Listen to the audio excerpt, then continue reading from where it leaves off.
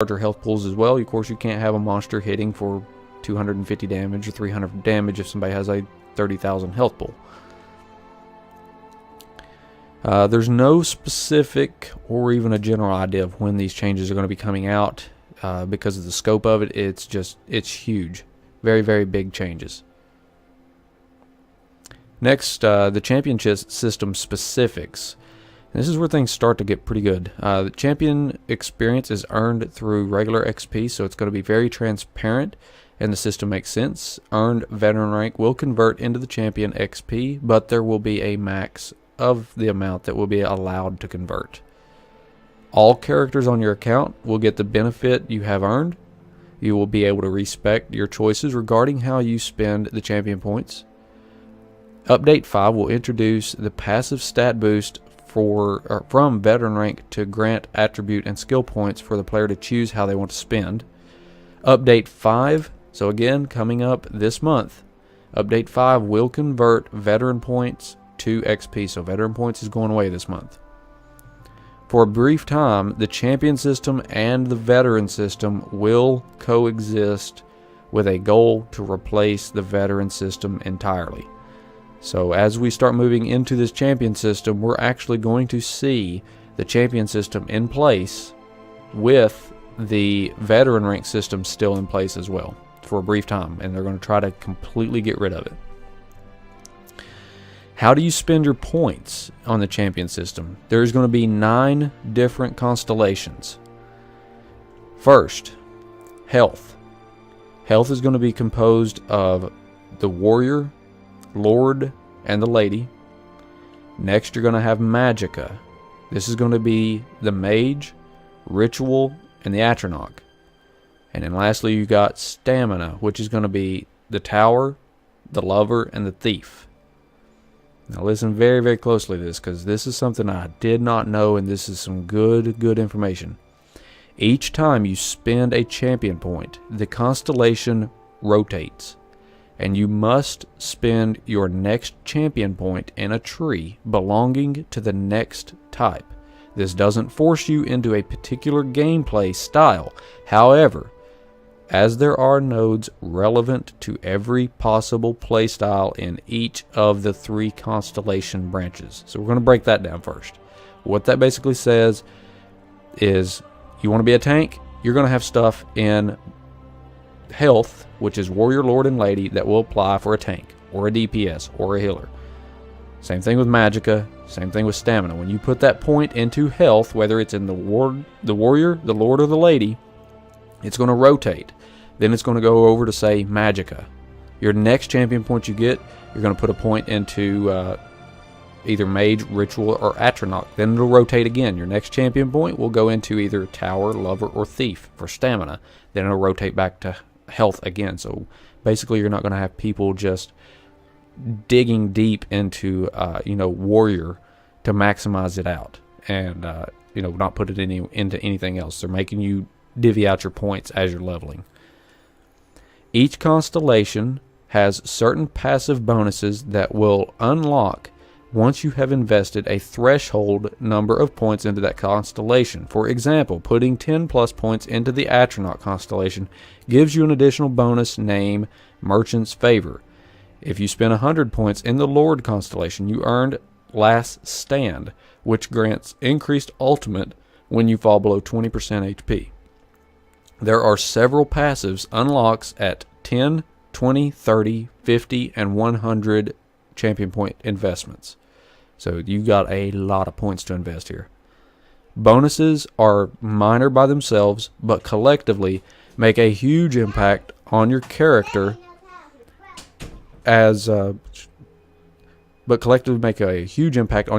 Example, Stout in the Warrior Tree reduces the duration which a player is stunned.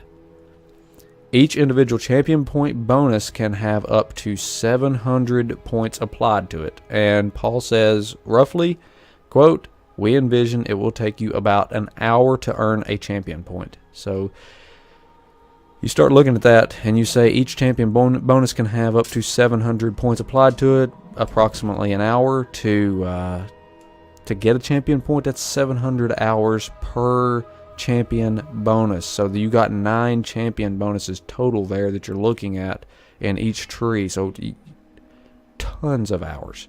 And again, don't forget that you can refund these champion points back to your account. So let's say I'm on my warrior, I invest 3,000 hours into my warrior, and I've got tons of champion points there. And then I decide I want to play my Templar. And I think, oh my God, I've got 3,000 hours on this guy. Holy shit, I'm going to have to like level him up again. You can refund your points off the warrior, put them in your Templar. So it's just like you've had 3,000 hours on that Templar. So that's great that they're doing that. Here's some champion system concerns. Champion points are more meaningful in the beginning of the system.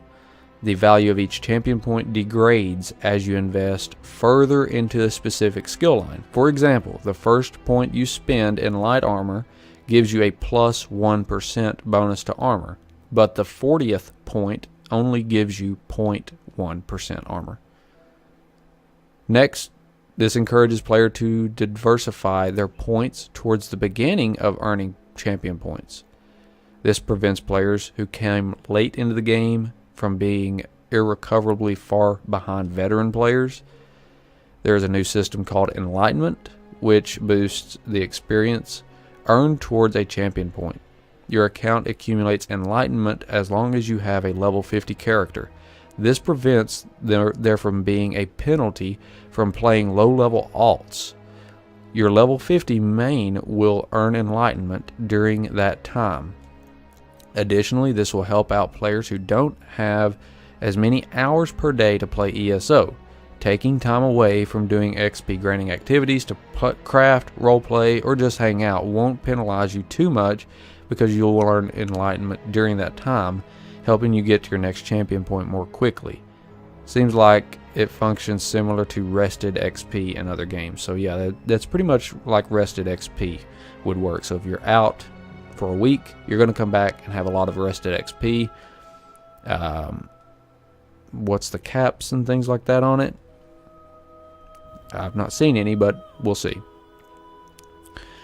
So that's some huge knowledge bombs on champion system, and I still got some more stuff at the end about that as well. Moving on, we're going to gameplay and itemization. ZeniMax Online Studios is looking to do the following: increase build diversity, moving towards stamina and magicka dealing comparable damage. One weapon isn't the best for all damage specs, and niche, I can never say that word. Niche abilities, whatever. You know, the abilities that everybody and their mother's brother uses are more useful for their specific roles. So they're trying to make, different abilities more useful for, specific roles. First major push they have made towards achieving rebalancing involving modifications to weapon abilities. First, heavy attacks restore stamina / magicka. This is now live in patch 1.4. I think that went live with 1.4.4. Next, buff to stamina based abilities. This has been talked about for quite a while. It's going to be coming soon, and it is coming. Make damage competitive between magic and stamina. New AVA abilities: AoE damage, stealth detection, healing debuff, and a stamina based heal.